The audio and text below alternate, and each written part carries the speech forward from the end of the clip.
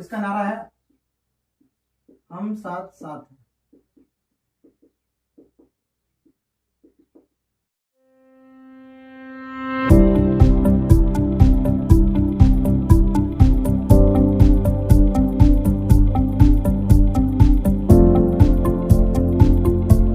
मैं हूं जगदीप पासवान उर्फ आपके अपने जग्गू भैया, और एक बार फिर से स्वागत है आप सभी का अपना YouTube channel eco with Jaggu में। तो होपफुली बच्चों आप सभी लोग बहुत ही ज़्यादा अच्छे होंगे, मस्त होंगे, एकदम ज़बरदस्त होंगे और अपने आने वाले हाफ ईयरली एग्जाम की तैयारी में अभी से लग गए होंगे। तो बच्चों हमारा जो मेन टारगेट है वो ना तो हाफ ईयरली एग्जाम है ना ही प्री बोर्ड है। हमारा जो मेन टारगेट क्या है वो बोर्ड्स है। अगर आप मान लो हाफ ईयरली में अच्छा कर रहे हो, प्री बोर्ड में अच्छा कर रहे हो और बोर्ड्स में अल्टीमेटली आपका मार्क्स अच्छा नहीं आ रहा तो कोई फायदा नहीं है। तो हम लोग प्रिपरेशन अभी से ही बोर्ड्स का करेंगे ताकि आपका एग्जाम सामने आते आते तक आप लोग एकदम रेडी हो जाओ। तो लास्ट क्लास हम लोगों ने नेशनल इनकम को कैलकुलेट करने का सारा मेथड्स, उसका जितना भी न्यूमेरिकल्स था अच्छे से डिस्कस कर लिया था। ठीक है, तो इसके बाद जो चैप्टर आता है वो है मनी एंड बैंकिंग। लेकिन फिलहाल हम लोग मनी एंड बैंकिंग को स्किप करेंगे। हम लोग हमारा मैक्रो इकोनॉमिक्स का सबसे बड़ा चैप्टर, सबसे ज्यादा मार्क्स वाला चैप्टर, जो कि आपका क्या है, determination of income and employment. तो इसके अंदर 3 यूनिट में इसको बांट दिया गया है, चैप्टर 7, 8 एंड 9। तो हम लोग इसको पहले कंप्लीट करेंगे क्योंकि इस चैप्टर से क्या है कि थ्योरी भी ज्यादा है और न्यूमेरिकल भी उतना ही भरा पड़ा है। तो इसको अगर आप अच्छे से कर लेते हो तो आपका 12 मार्क्स का जो चैप्टर है वो अच्छे से कंप्लीट हो जाएगा। बस आपको क्या करना है, अगर आप चैनल पे नए आए हो तो चैनल को सब्सक्राइब कर दे, बेल आइकन को क्लिक कर ले, ताकि आपको आने वाला जितना भी नोटिफिकेशन है, इंपॉर्टेंट नोटिफिकेशन है, वो आप तक पहुंचे और आपका कोर्स पीछे ना रहे। तो आज हम लोग स्टार्ट करने वाले हैं हमारा चैप्टर नंबर 7, जो कि है aggregate demand and it's related aggregates या कॉन्सेप्ट्स। तो चलिए जल्दी से उसको हम लोग समझते हैं। तो जैसा कि आपका चैप्टर का ही नाम है एग्रीगेट डिमांड, ठीक है, तो हम लोग सबसे पहले समझेंगे कि आखिर एग्रीगेट डिमांड होता क्या है। ध्यान से देखिएगा क्या लिखा है, एग्रीगेट डिमांड, जिसको शॉर्ट में आप एडी भी बोल सकते हो। लिखा हुआ है it is the value of total expenditure, ध्यान रखेंगे, value of total expenditure on all goods and services in an economy during a fiscal year. ठीक है, तो एग्रीगेट डिमांड कितना क्या होता है। अब सबसे पहले आपको ये एक नया टर्म दिखा होगा, काफी लोग को नहीं पता होगा, फिस्कल ईयर। इसी को हम लोग अपना फाइनेंशियल ईयर भी बोलते हैं। और खास करके कॉमर्स के बच्चे, ठीक है, आपको पता होना चाहिए कि फाइनेंशियल ईयर क्या होता है। ठीक है, आपको पता रहना चाहिए कि आखिर फाइनेंशियल ईयर क्या होता है। तो फाइनेंशियल ईयर हमारा कब से कब रन करता है भाई, 1 अप्रैल टू 31 मार्च, याद रखेंगे। खास करके यानी कॉमर्स के बच्चों का नया साल कब सेलिब्रेट करोगे आप लोग, 1 अप्रैल को। ठीक है, तो इसी को बोलते हैं हम लोग क्या, फिस्कल ईयर। तो बोलोगे भैया फिर वो जो 1 जनवरी और 31 दिसंबर होता है वो क्या था, वो कैलेंडर ईयर है। ठीक है, यानी आप समझ गए फिस्कल ईयर या फाइनेंशियल ईयर क्या होता है, ऐसा। ठीक है, जो कि कब से कब रन करता है, 1 अप्रैल टू 31 मार्च से। तो अब ध्यान से देखिए एग्रीगेट डिमांड क्या होता है कि एक साल के अंदर, एक फिस्कल ईयर के अंदर, यानी एक फाइनेंशियल ईयर के अंदर, यानी 1 अप्रैल से 31 मार्च के अंदर जितना भी गुड्स है और जितना भी सर्विसेज है, ठीक है, इस पे जो भी खर्च करते हैं, इसी खर्च का नाम रखा गया है एग्रीगेट डिमांड।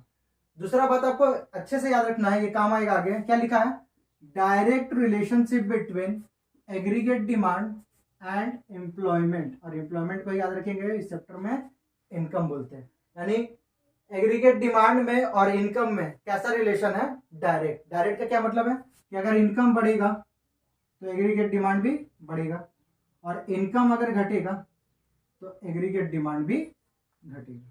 तो इतना छोटा सा बात आपको याद रखना, क्या क्या है भाई, कि एक साल के अंदर, और कौन सा साल, फिस्कल ईयर, तो एक फिस्कल ईयर के अंदर जो भी गुड्स और सर्विसेज पे आप खर्च करते हो उसी खर्च का नाम रख दिया गया है एग्रीगेट डिमांड। और दूसरा बात क्या है कि इनकम में और एग्रीगेट डिमांड में डायरेक्ट रिलेशन है, पॉजिटिव रिलेशन है। इसका मतलब एक बढ़ेगा तो दूसरा भी बढ़ेगा, ठीक है, एक घटेगा तो दूसरा भी घटेगा। मतलब ये आप बोल सकते हो, इसका नारा है हम साथ साथ हैं।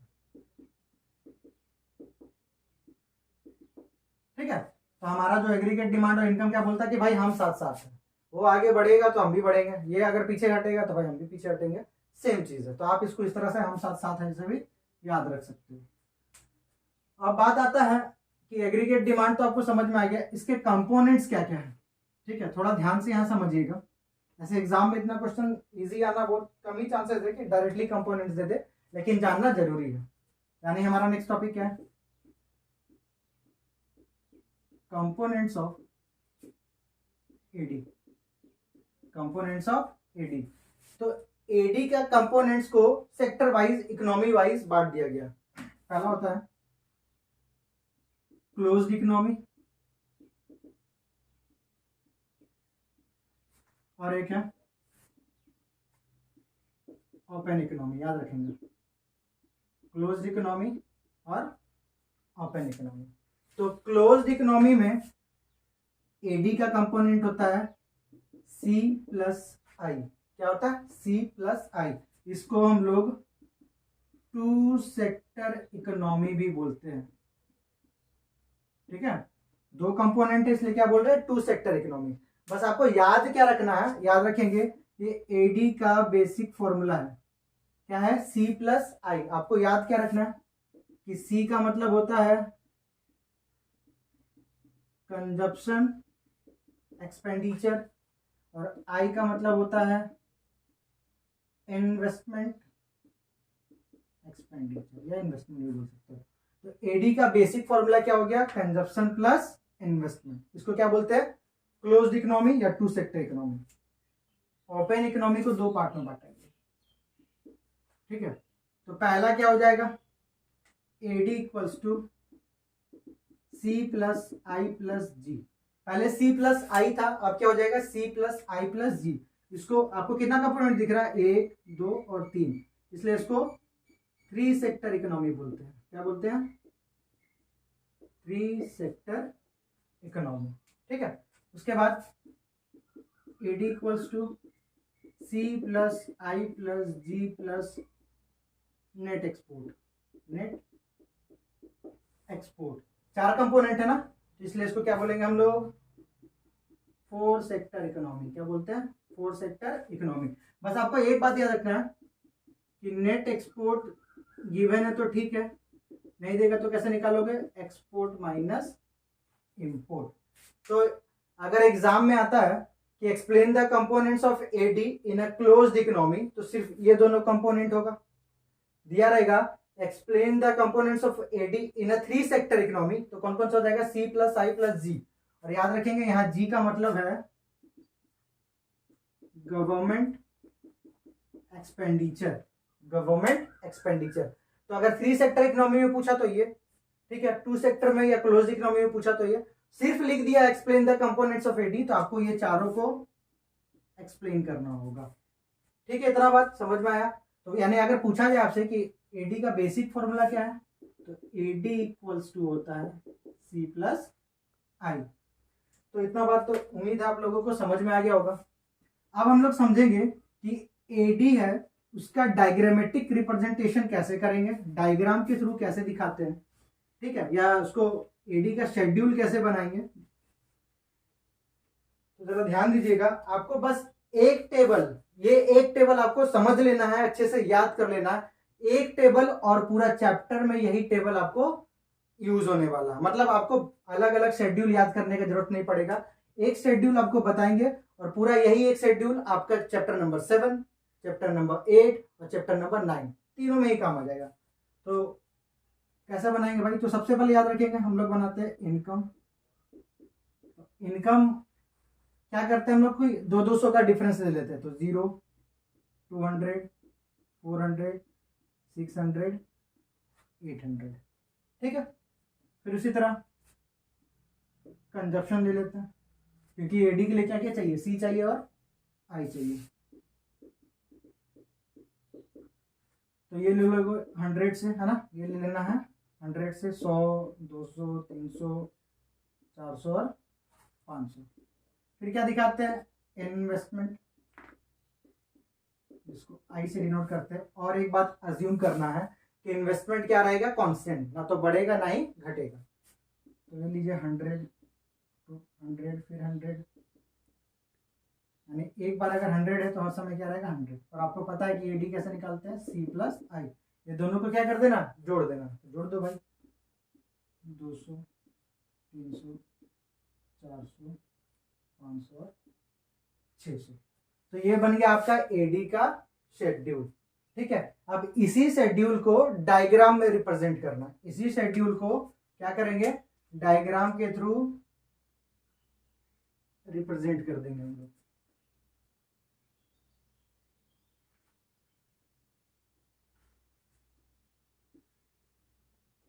याद रखेंगे, एक्स एक्सिस में हम लोग हमेशा दिखाएंगे इनकम, इसको आप एम्प्लॉयमेंट भी बोल सकते हो। ठीक है, जिसको वाई से डिनोट करते हैं, इनकम को वाई से डिनोट करते हैं।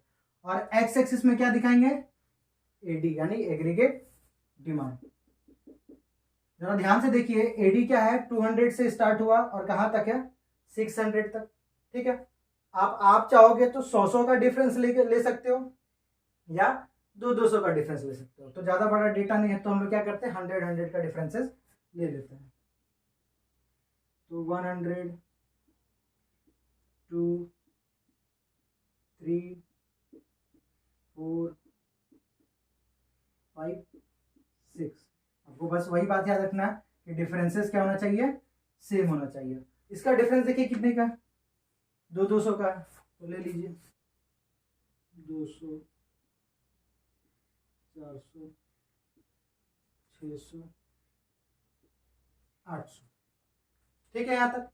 अब हम लोग क्या ड्रॉ करना है, हम लोगों को एग्रीगेट डिमांड। तो जीरो पे कितना है, 200, यानी जब आपका एक्स एक्सिस 0 है, एक्स पे कितना है 0 है, तो वाई पे कितना है 200, यानी कहां से स्टार्ट होगा 200। ठीक है, यानी इससे एक बात समझ में आया कि एग्रीगेट डिमांड का जो कर्व है, ठीक है, वो कभी भी ओरिजिन से स्टार्ट नहीं होता है, यानी एडी कभी भी 0 नहीं होता है। इसके पीछे का कारण आप लोगों को अभी थोड़ी देर में बताएंगे। अब 200 पे कितना है 300, तो 200 पे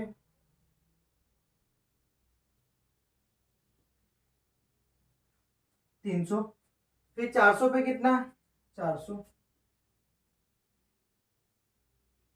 आप लोग को प्रॉपर स्केल से मेजर करना है तो आपका मेरे से भी ज्यादा बेटर बनेगा। फिर क्या है भाई 600 पे कितना है 500,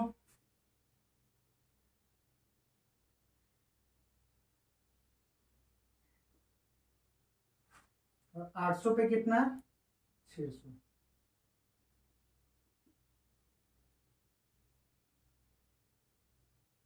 बस आपने करना क्या है, ये सारे पॉइंट्स को क्या कर देना है, ज्वाइन कर देना है।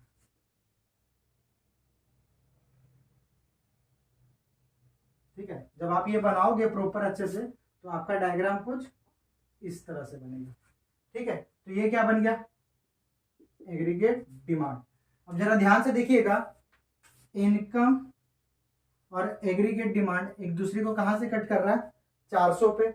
और जो इनकम का जो डायग्राम होता है वो क्या होता है, स्ट्रेट लाइन बनता है 45 डिग्री पे, यानी ओरिजिन से स्टार्ट होगा क्योंकि इनकम 0 हो सकता है। ठीक है, और कहां पे कट करेगा 400 पे, यानी आप यहां से ड्रॉ करोगे, इसको यहां से कट करवा दोगे। ठीक है, इस पॉइंट पे ये क्या बन गया, इनकम। अब इस पॉइंट को क्या बोलते हैं ये हम लोग बाद में पढ़ेंगे।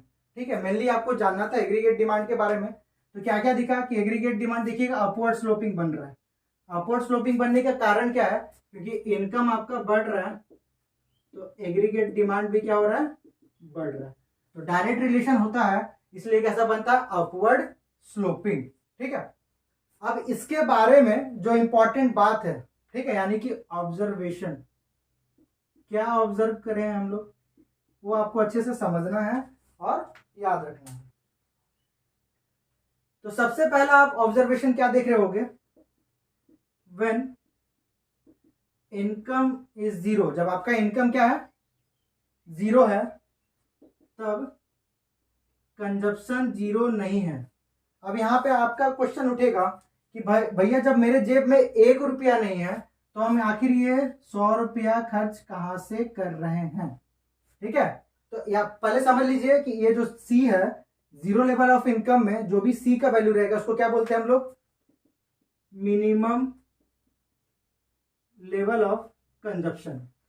Minimum level of consumption when y equals to 0, इसको हम लोग बोलते हैं ऑटोनोमस कंजप्शन। ये अभी आपको याद रखना है, अच्छे से काम आएगा आगे। ऑटोनोमस कंजप्शन क्या होता है? Minimum level of consumption when income is 0। अब ध्यान से देखो, यहां से लेकर के यहां तक कंजप्शन का सबसे मिनिमम वैल्यू कितना? 100। और जब भी कंजप्शन मिनिमम होगा और अगर सामने इनकम कितना है? 0, तो जीरो लेवल ऑफ इनकम में सी का जो भी वैल्यू रहेगा उस सी को हम लोग क्या बोलते हैं? Autonomous consumption. ठीक है। अब क्वेश्चन आता है कि भैया ये ऑटोनोमस कंजप्शन का सोर्स क्या है? क्या आखिर ये जो ऑटोनोमस कंजप्शन है इसका सोर्स कहां से आ रहा है? हम लोग 100 रुपया जो खर्च किए कहां से किए? तो दो चीज हो सकता है। अब मान लो कि मुन्ना भैया को क्या करना था? मुन्नी को ले जाना था घुमाने, ठीक है। और इनके दोस्त, मुन्ना भैया के दोस्त कौन है भाई? सर्किट, है ना। मुन्ना भैया के दोस्त कौन है? प्रिय मित्र, सर्किट। मुन्ना भैया के जेब में एक भी रुपया नहीं और मुन्नी को खाने का मन है भाई गुपचुप। तो मुन्ना भैया ने क्या बोला कि सुनना सर्किट, ऐसा है कि इस मंथ मेरे जेब में यार पैसा नहीं है, तो तू मेरे को 100 रुपया उधार पे दे दे, अगला मंथ तेरा भाई सेटल कर देगा। तो भाई इन्होंने क्या करा? सर्किट ने मुन्ना भैया को बोले क्या, अरे भैया ठीक है, आपके लिए तो जान भी हाजिर है, लो लेके जाओ, गुपचुप गुपचुप खिलाओ, ठीक है। तो 100 रुपया क्या किया उसने? मुन्ना भैया ने सर्किट से 100 रुपया क्या करा? उधार करा। तो ये जो मिनिमम एक्सपेंडिचर कर रहे हैं इसका पहला सोर्स हो सकता है बोरोइंग्स, यानी या तो किसी से बोरो करके आप खर्च कर रहे हो, या फिर मुन्ना भैया थोड़ा सा दिमाग का तेज, इनको लास्ट मंथ मिला था 500 रुपया, ठीक है। इनका लास्ट मंथ का पॉकेट मनी कितना था? 500, जिसमें इन्होंने खर्चा कर दिया 400 रुपया, ठीक है। यानी मान लीजिए अभी जुलाई का मंथ है, तो इससे पहले वाले मंथ में जून में उन्होंने क्या करा? 500 में से 400 रुपया खर्च किए, यानी सेव कितना करा? 100 रुपया। अब जुलाई में इनके पास एक भी रुपया नहीं आया, लेकिन पिछला मंथ का सेविंग इनके पास बचा हुआ है। तो मुन्नी को बोले टेंशन नहीं, पैसा है अपने पास बहुत, चलते हैं गुपचुप खाने, ठीक है। यानी सेकेंड सोर्स क्या हो जाएगा? Past savings. यानी आप बोल सकते हो मिनिमम कंजप्शन या ऑटोनोमस कंजप्शन का दो सोर्स, या तो उधार लोगे बोरोइंग्स, या तो क्या हो जाएगा? Past savings. तो पहला बात उम्मीद है आप लोगों को क्लियर हो गया होगा। दूसरा बात क्या दिखा ऑब्जर्वेशन में कि जैसे जैसे इनकम बढ़ रहा है एग्रीगेट डिमांड भी बढ़ रहा है। ध्यान से देखो, 200, 400, 600, 800 बढ़ रहा ना। तो ये भी देखिए 200, 300, 400, 500, 600 बढ़ रहा कि नहीं बढ़ रहा? तो जैसे जैसे इनकम बढ़ेगा एग्रीगेट डिमांड भी क्या होगा? बढ़ता जाएगा। लास्ट और सबसे इंपॉर्टेंट, जब आपका इनकम हायर होगा, हायर लेवल ऑफ इनकम पे, हायर लेवल ऑफ इनकम पे इनकम का वैल्यू एग्रीगेट डिमांड से ज्यादा हो जाता है, या इसको बोल सकते हो एग्रीगेट डिमांड इनकम से कम हो जाता है। ऐसा क्यों है? क्योंकि जब आपका इनकम बढ़ने लगेगा, देखिए जब तक आपका इनकम कम था, 0 है, खर्च कितना करे? 200, एडी ज्यादा है, अभी भी एडी ज्यादा है, फिर दोनों में क्या हो गया? बराबर। जैसे जैसे इनकम बढ़ने लगा, इनकम का वैल्यू एडी से क्या होने लगा? ज्यादा होने लगा। क्यों? क्योंकि क्या हो गया है? People starts saving. लोगों ने अब क्या करना शुरू कर दिया? सेव करना। तो जब तक सेव नहीं कर रहे थे एग्रीगेट डिमांड ज्यादा था, क्योंकि आप पूरा पैसा क्या कर दे रहे हो? खर्च कर दे रहे हो। लेकिन आप थोड़ा सा दिमाग आया कि नहीं यार पैसा बचाते हैं, ठीक है। तो जैसे जैसे इनकम बढ़ते जाएगा आपका एग्रीगेट डिमांड इनकम से कम होता जाता है।